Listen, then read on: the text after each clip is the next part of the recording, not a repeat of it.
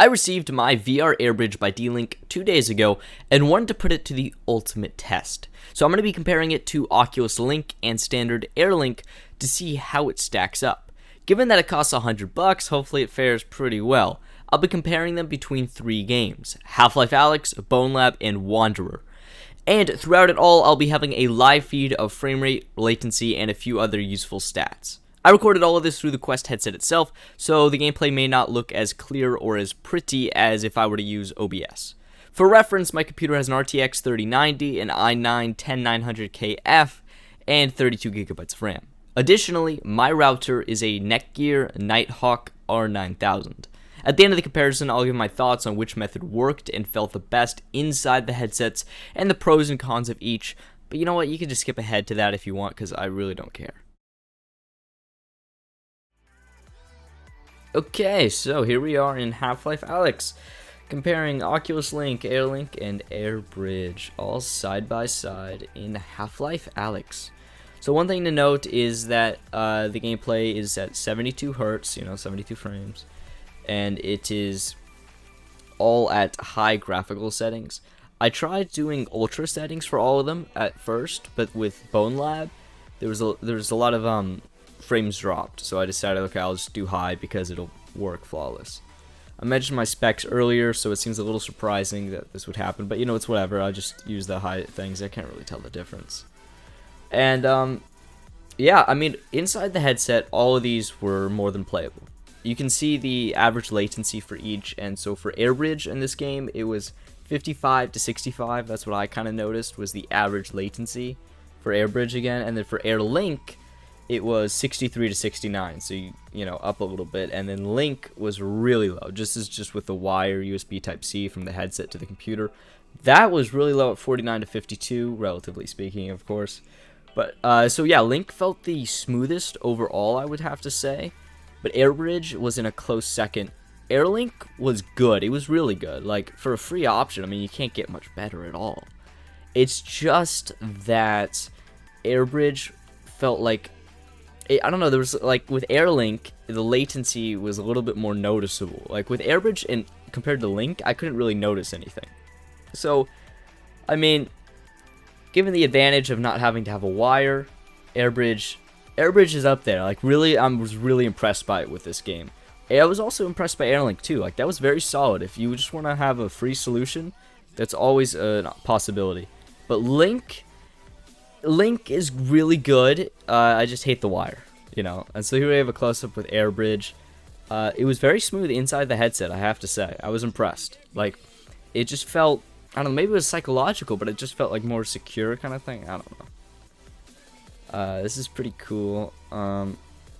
Yeah, then we're going to go up to Bonelab in a second here. And that's a really interesting one. God, I love Bonelab. That came out just a few days, like a week and a half ago. So fun. Just like really good. I kind of suck at it here, though. You can see with some of this tactical trials and stuff.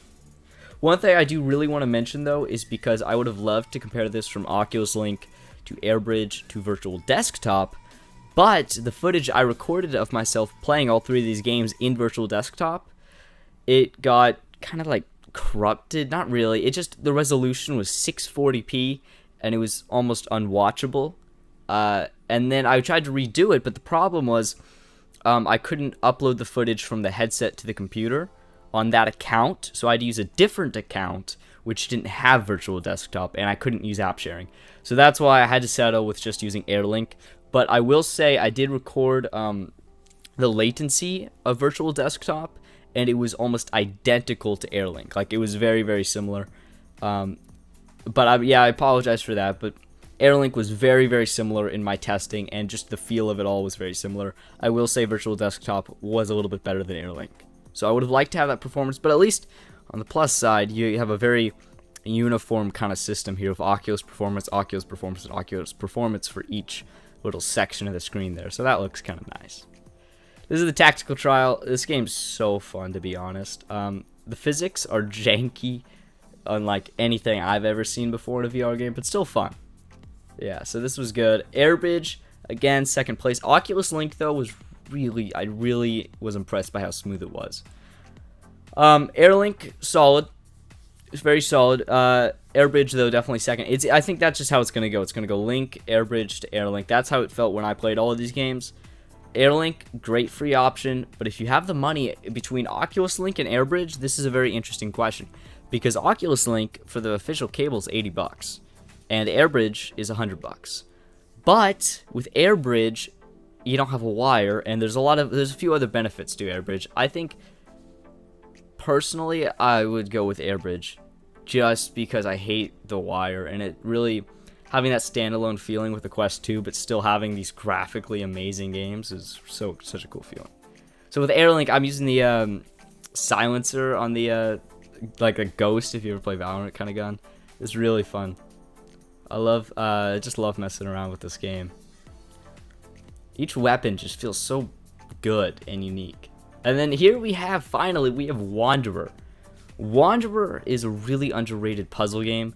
It's really fun. It's got the sci-fi time travel vibe to it, and that's what you're doing. You're traveling between different time periods and meeting all these different historical figures, and you're solving these mysteries, and it's awesome, really. So this was a fun one to test though, because I wanted to know how these would fare in a puzzler, like slower game, a less action intensive game, but still graphically intensive.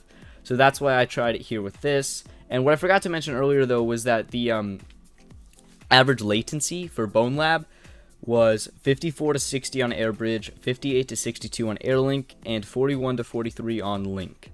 In this, it was 52 to 57 on Airbridge, 55 to 60 on Airlink, and 39 to 43 on Link.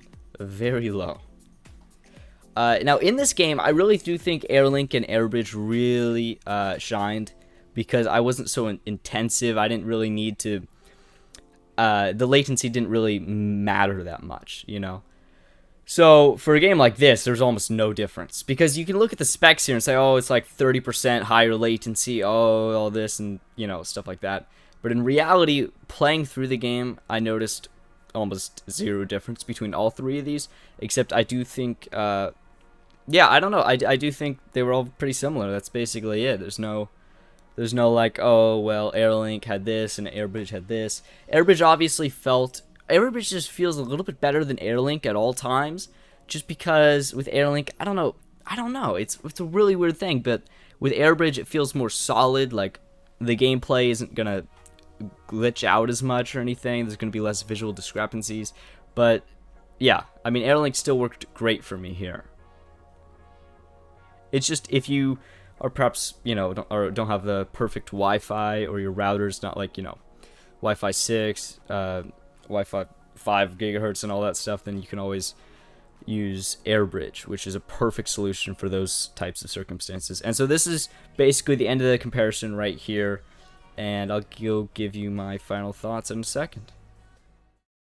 So that was the comparison. It was my first time doing a comparison like that, so, you know, please go easy on me. And I hope that it helped you make a decision regarding what method you want to play PCVR on your Quest 2 with. The average latency times for each method and game are shown right now, but while those numbers are very useful, a more anecdotal review could also help. For me, I noticed a very small difference between Airbridge and Link inside the headset. Both felt very smooth and very playable. Link was slightly smoother, it felt like, but it was probably only because I was actively paying attention at how each action felt. Airlink also really surprised me by how well it worked. For most people, I would honestly just say use the free Airlink. It worked really well for me, even if it had easily the highest latency. But if you don't have a great router, then I would look into either Link or Airbridge. And between those two, I'm giving the crown to Airbridge. Because while the performance on Link was better, there's no wire with Airbridge, so I could spin around all I wanted without becoming coiled like a spring. Airbridge does what it sets out to do perfectly by offering a seamless, wireless PCVR experience without the need for a top-of-the-line router. It is a bit pricey, but if you can afford it, it is a great solution. And if you want to learn a bit more information on VR Airbridge by D-Link, I also did a short, also anecdotal, review on it that you can view in the top right.